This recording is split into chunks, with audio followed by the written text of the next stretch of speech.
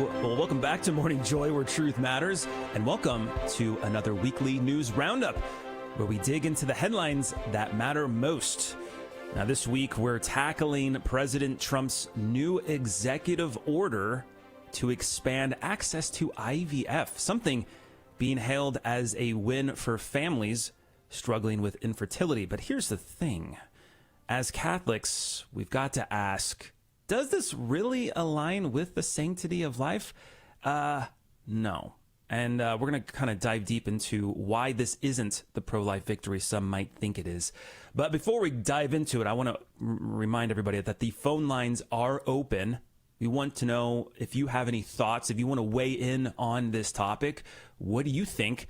Give us a call, 877-757-9424. Those phone lines are open. We want to hear what you think about President Trump's executive order on expanding IVF. That number again is 877-757-9424.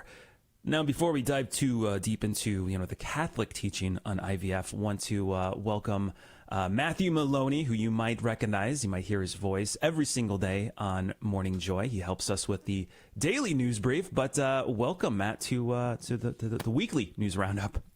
Hello and good morning. Yes.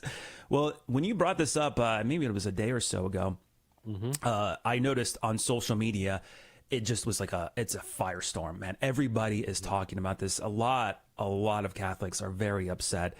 And so it only made sense to bring this up because I know it's on everybody's mind, as it's now essentially giving access, more quote unquote affordable access to IVF, which, what are your initial thoughts on this, Matthew? Yeah, well, this has been an issue since probably February of 2024, when the Alabama Supreme Court ruled that a human embryo is indeed a child, a baby.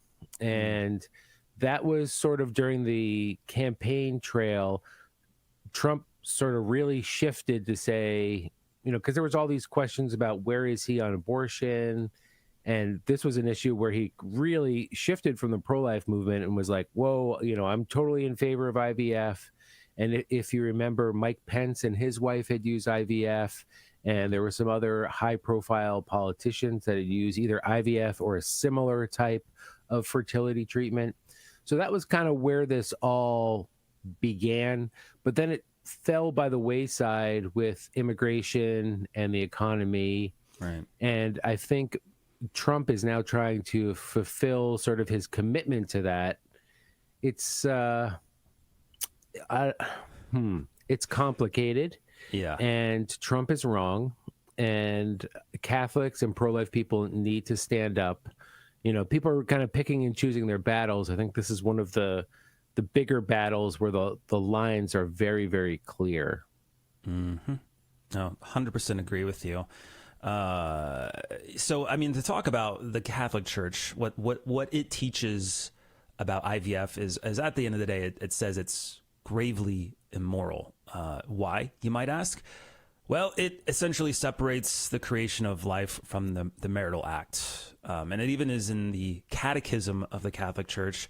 If you really want to start from the beginning of it, it's on paragraph 2373. That's kind of where it all begins. But the meat and potatoes of what our Catholic Church and what we believe in really ultimately starts on paragraph 2377. And I'll just read a quick blurb from it here.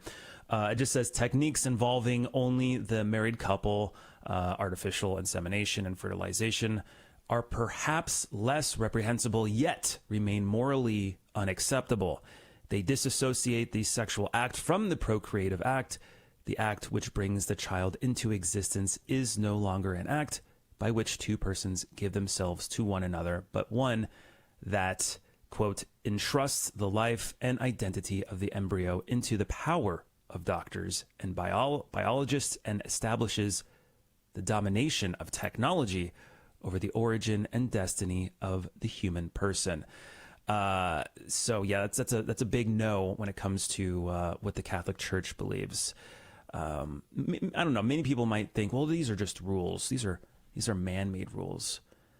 But I mean, I don't know, Matt. I think we can argue that children really shouldn't be or aren't products to be engineered. I mean, these are people with souls, regardless. I don't know. I'm kind of curious to know what if there's anybody out there listening.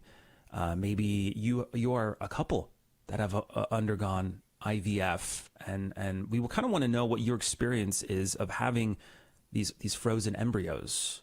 If you have this experience and you're willing to share it, we want to hear.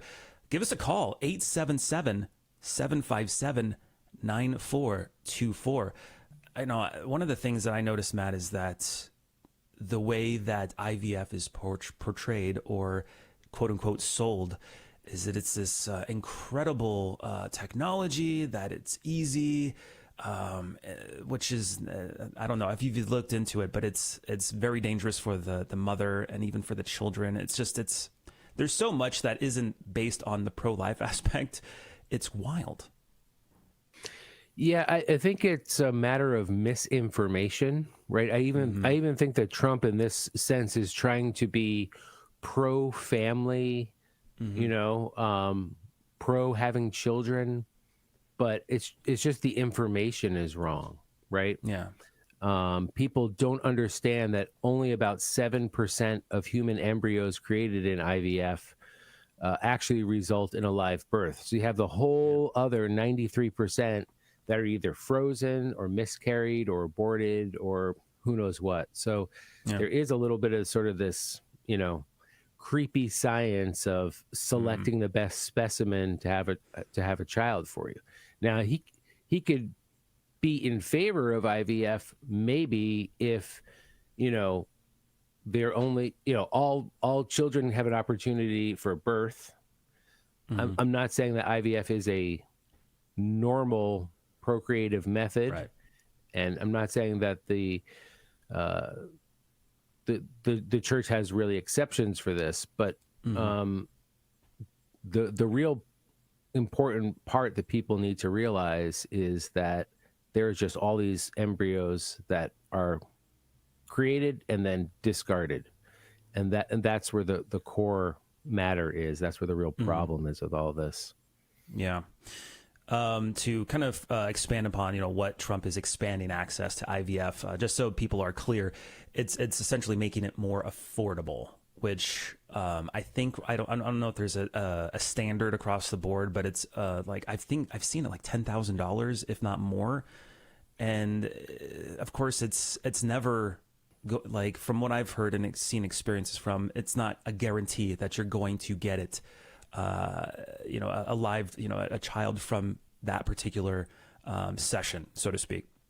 And yeah, it's about you go ahead. 25,000 per cycle. So, some couples go through multiple cycles. Some couples try once and either, are successful or give up. So it's 25,000 per cycle. The majority of healthcare providers don't offer that. So that's what Trump's initiative here is, to try to push some sort of legislation or order that says, you have to pay for this. Interesting.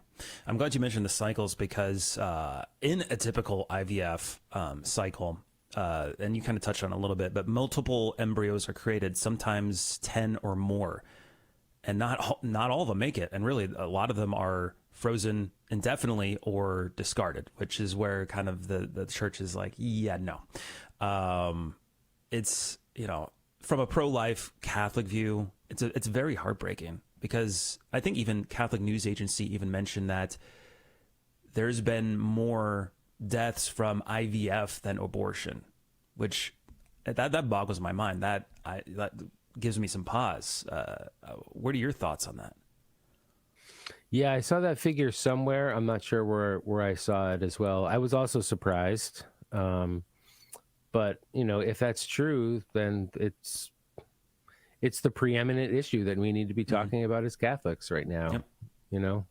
And the thing that frustrates me is Trump actually has several Catholics in his cabinet. Caroline Leavitt, his press secretary, Marco Rubio, got Todd Homan. RFK Jr. is technically a Catholic, although he has views that aren't really Catholic, especially when it comes to abortion. J.D. Vance, his vice president, is a Catholic, right? So he's surrounded by these people I made the statement, it's misinformation. And in terms of like, I think in a sense, Trump thinks he's doing the right thing, but he needs to be educated, and to have so many Catholics in his inner circles and not saying like, hey, we're kind of not okay with that. But it's going to be Todd Holman saying, well, I'm just the border czar, so I'm staying in my lane and not, letting Trump do what he wants. So that's that can be a little problematic. That's the thing. I think President Trump's heart is in a good place. It's just, I think you're right. It's an education thing. And I think, there's many out there who are like, well, if IVF is not the answer, like what is an alternative? Well, what I've discovered and what many have is using something called NAPRO technology.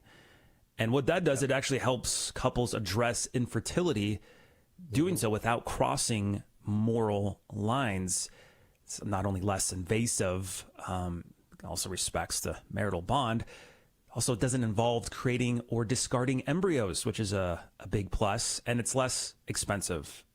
So, and it's come a long way since people started first using it. So you can find NAPRO specialists all over the place, and they do have a good success rate. Yep, absolutely. And I think we should also add that those children born through IVF, they are still very special and very much loved by God and human beings. So I think sometimes that gets kind of thrown under the rug there. But thank you so much, Matt, for joining us on talking about this very topical and hot, heated situation with President Trump. So thank you, Matt Maloney.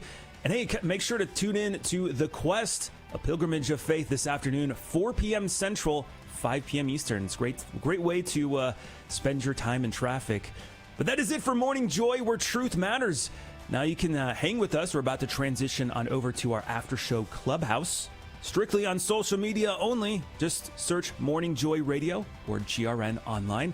Otherwise, you're going to be listening to the Holy Mass coming up next. God bless, and make it a joyful day. We'll see you tomorrow, 6 a.m. Central, 7 a.m. Eastern.